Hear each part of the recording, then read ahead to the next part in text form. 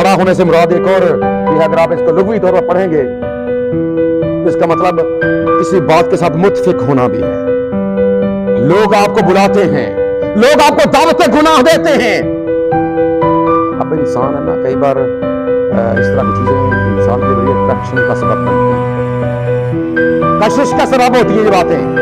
खबरदार रहे ऐसी बातों से, कहीं ऐसा ना हो कि आप उस अट्रैक्शन में या आप उसकी ज़ाहरी जो शान शौकत है या उसकी जो कशिश है या उसकी जो खूबसूरती है, कहीं ऐसा ना हो कि बरगला कर वो आपको भी एक गुनहगार बना दे, आपको भी एक खताकार बना दे और आप उसके साथ मुत्तफिक हो जाए। हालांकि ऐसा हो नहीं सकता कि हम इस कहीं और चले जाएं, रहना हमने भी यही है। लेकिन असल बात यह है, खड़े होने से मुराद तो यह है जिस तरह आप खड़े हो जाते हैं ये भी खड़ा होना है, लेकिन इसके साथ खड़े होने से मुराद यह है कि आपने इत्तेफाक नहीं करना, उनके साथ शामिल नहीं होना।